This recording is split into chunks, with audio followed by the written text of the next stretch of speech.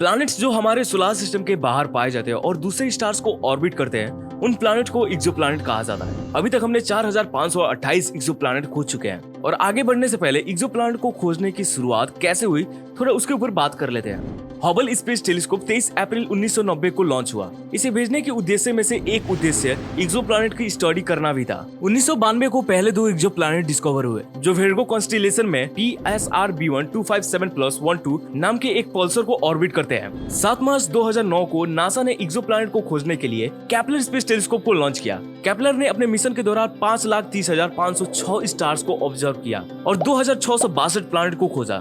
पर अक्टूबर 30, 2011 को ये मिशन खत्म हो गया। पर इसके बाद नासा ने एक नया मिशन TESS को उसी साल एक्सोप्लैनेट की खोज के लिए लॉन्च किया। तो आज हम आपको कुछ ऐसे एक्सोप्लैनेट के बारे में बताने वाले हैं जिसे जानने के बाद आप और भी एक्सोप्लैनेट के बारे में जानना चाहेंगे। अगर आपको साइंस, टेक्नोलॉजी, स्पेस के फैक्ट्स पसंद है और आपको ऐसे ही वीडियो देखना पसंद है तो चैनल को सब्सक्राइब कर लीजिए और बेल आइकन को प्रेस कर दीजिए।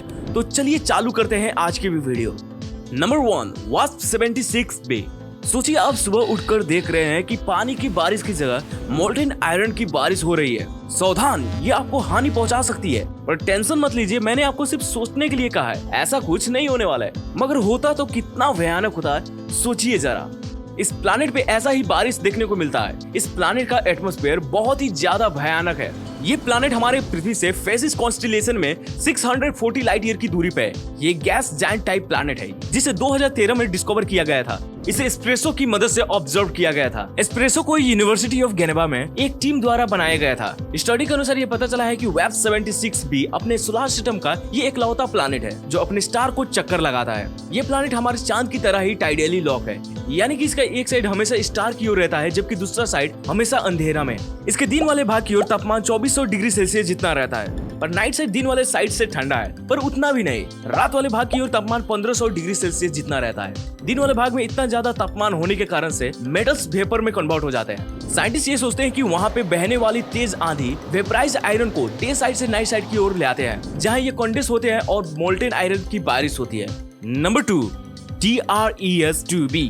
आपने कोयला को तो देखे ही होंगे, वो काफी ज्यादा काले होते हैं, है ना? पर क्या आप जानते हैं कि ये प्लैनेट उस कोयला से भी डार्कर है? जी हाँ, सही सुना आपने। इस प्लैनेट पे गिरने वाली सभी लाइटों में से 99% से ज्यादा को तो ये एब्जॉर्ब कर लेता है। सिर्फ 1% से कम ही लाइट रिफ्लेक्ट होती है। इसलिए ये अब तक का खोजा गया सबसे डार्केस्ट एक्सोप्लैनेट है। पर साइंटिस्ट को एग्जैक्ट पता नहीं है कि ये इतना ज्यादा डार्क क्यों है और इसके पीछे क्या कारण है। पर उन्होंने कुछ कारण बताए हैं जिसकी वजह से ये इतना ज्यादा डार्क हो सकता है। पहला कारण ये हो सकता है कि यहाँ पे कोई भी रिफ्लेक्टिव क्लाउड ना हो, और दूसरा कारण ये हो सकता है कि वहाँ पे लाइट एब्जॉर्बिंग केमिकल हो, जैसे कि वेपराइज्ड सोडियम, पोटेशियम या गैसियस टाइटेनियम ऑक्साइड। ये भी एक गैस जायंट टाइप एक्सोप्लैनेट है। इसे केपलर 1b के नाम से भी जाना जाता है। इसे 2006 में trans Atlantic exoplanet survey satellite से डिस्कवर किया गया था। ये हमारे सोलर सिस्टम से 750 लाइट ईयर की दूरी पे है और जी टाइप स्टार को ऑर्बिट करता है। इसे एक चक्कर लगाने में 2.5 दिन लग जाता है। इस प्लैनेट का मास और रेडियस ये दर्शाता है कि ये हमारे सोलर सिस्टम के प्लैनेट जुपिटर जैसा ही है। इस प्लैनेट पे बहने वाली हवाएं लावा जितना गर्म है और इसी वजह से यहाँ रेड ग्लो देखने को मिलता है। Number 3, Gliese 436b। आइस को हीट करने पे क्या होगा? आप सोच रहे होंगे कि ये क्या सवाल हुआ, मेल्ट होने लगेगा। पर अगर मान लीजिए कि हीट करने के बावजूद वो आइस ही बना रहा तो इस प्लैनेट पे कुछ ऐसा ही नजारा देखने को मिलता है। ये प्लैनेट पूरी तरह से बर्फ से बना है। ये लियो कॉन्स्टेलेशन में 30 लाइट ईयर की दूरी पे है।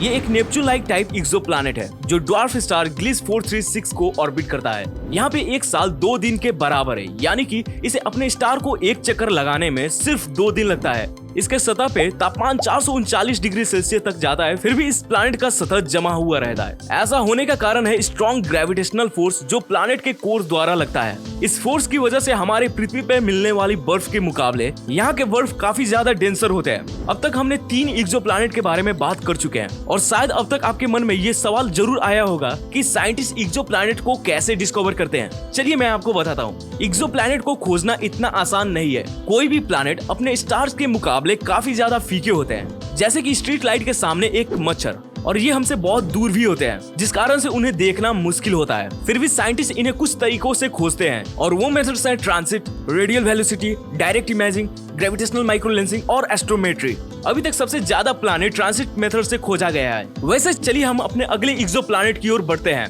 Number 4, PSR B1620-26b। बहुत ही डिफिकल्ट नाम है ना?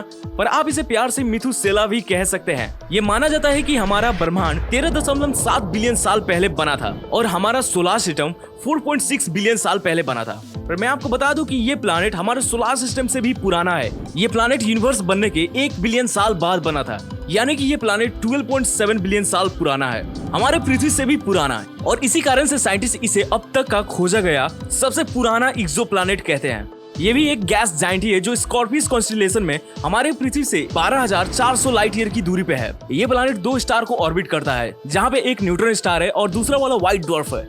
Number 5, kilt 9b। हमारे सोलर सिस्टम का हॉटेस्ट प्लैनेट वीनस है। वीनस के सतह पे तापमान 475 डिग्री सेल्सियस है। इतना टेम्परेचर काफी है लीड को पिघला देने के लिए। पर ये exoplanet kilt 9b hottest exoplanet है। इसके सतह का तापमान 4300 डिग्री सेल्सियस है। इतना ज्यादा तापमान होने के कारण से इसके एटमॉस्फेयर में प्रेजेंट हुए हाइड्रोजन मॉलिक्यूल अलग हो जाते हैं। साइंटिस्ट का ये भी मानना है कि कुछ स्टार्स के मुकाबले ये ज्यादा गर्म है। ये भी एक गैस जाइंट टाइप एक्सोप्लैनेट है जो हमारे पृथ्वी से 670 लाइट ईयर की दूरी पे है। ये जुपिटर से 3 गुना ज्यादा बड़ा है और ये भी हमारे चांद की तरह ही टाइडियली लॉक है। तो ये थे कुछ एक्सोप्लैनेट जिसके बारे में हमने आपको बताया। पर ये लिस्ट यही खत्म नहीं होती है। अगर आपको ये वीडियो पसंद आया हो और अगर आप और भी एक्सोप्लैनेट के बारे में जानना चाहते हैं, हमें बताइएगा। हम इसका पार्ट 2 लेकर आएंगे। और हमें बताइए कि आपको कौन सा प्लैनेट सबसे ज्यादा चौंकाने वाला लगा। वीडियो चैनल को तो लाइक कर दीजिए और अपने दोस्तों के साथ शेयर कर दीजिए। और ऐसे इंटरेस्टिंग वीडियो देखने के लिए चैनल को सब्सक्राइब कर दीजिए। मिलता हूँ आपसे जल्दी एक ऐसे ही इंटरेस्टिंग वीडियो के साथ।